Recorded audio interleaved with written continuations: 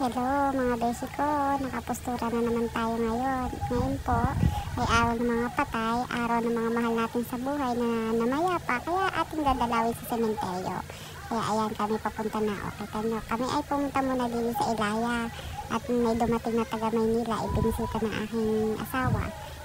Babalik na lang daw siya may ay nakaw, pihadong inuman na naman are. At ari nga ho kami papunta na ng sementeryo. Talagang kami ho ay hapon na gumayak at gawa ng umulan ho. Tsaka napakainit naman ng umaga. Kaya sabi ko sa aking asawa, sa hapon na lang tayo pumunta.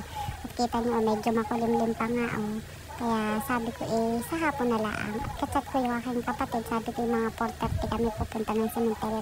Napakainit, wala din naman kaming tent doon. Ako'y busy sa pagbibideo. Okay tayo. Kadaming pasahero, palibhasa nga madami ang hindi na biyahe at araw ng mga patay.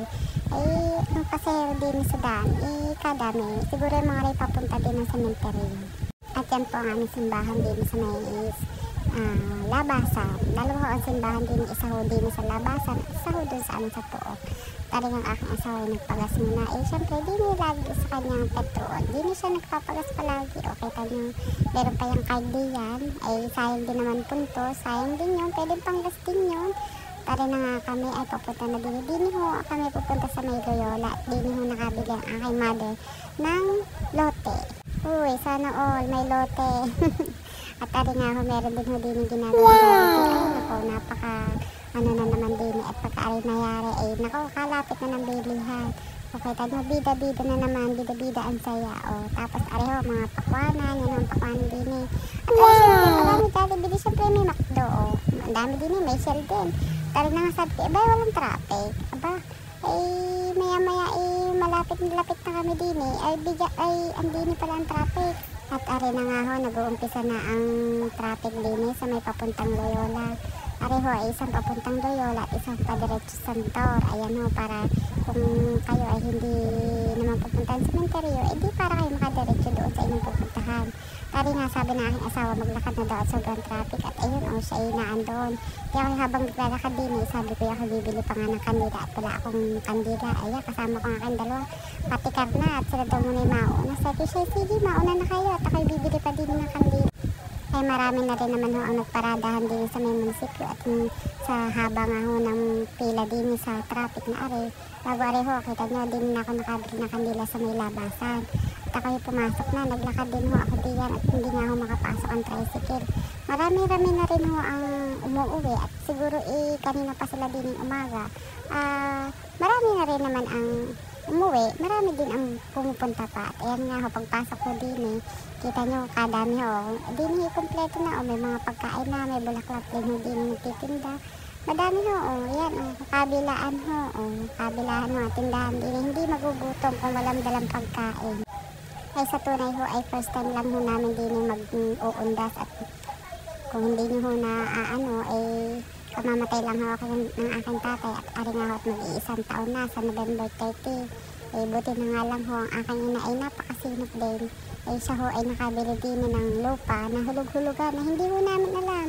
Ang lagi ho na sinasabi sa amin, pagka daw siya nawala, hindi na kami mamroblema at meron na daw siyang paglilibingan. Kita niyo si tatay pa nga ang at iyon nga ho, di kami hindi na ho ng problema sa lalagyan ng aming tatay nung siya ay nawala. At ari nga ho, medyo malayo-layo ho ang aming pesto din at doon pa ho kami sa ewan ko ba kung anong lot yun. Basta ayan lang ho, pag ako papunta na din, naglakad ho ako.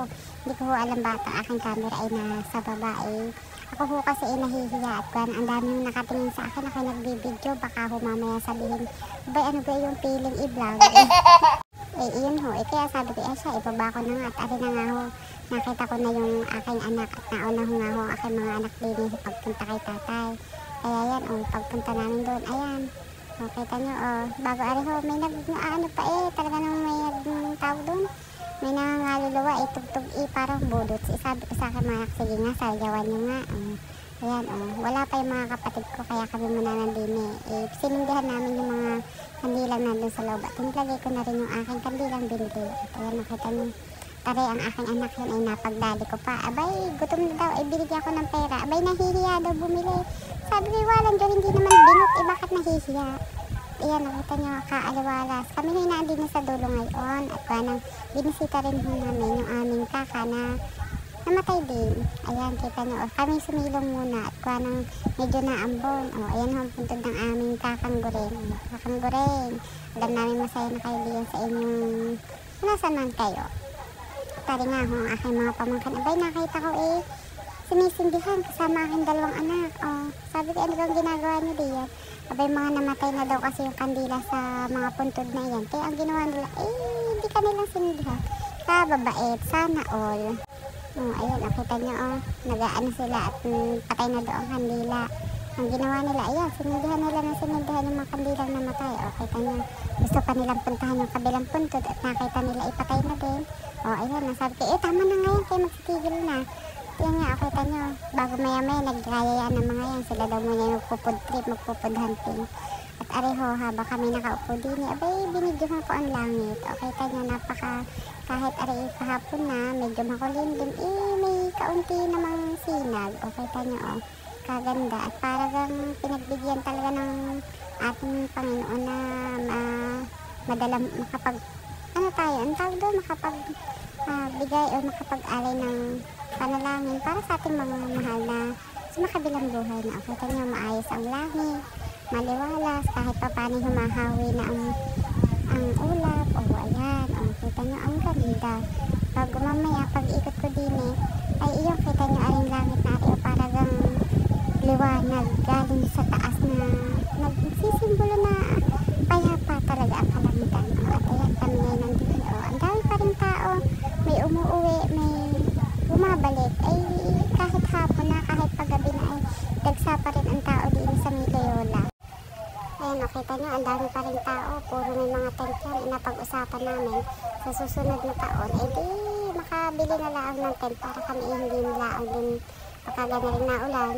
Di kami hindi mababasa. Ayan o, kita nyo si tatay.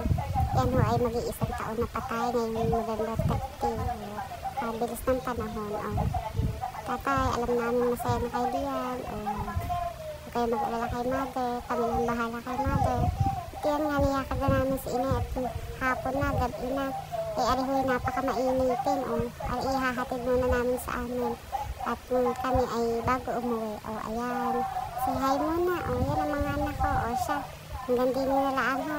Salamat sa panonood.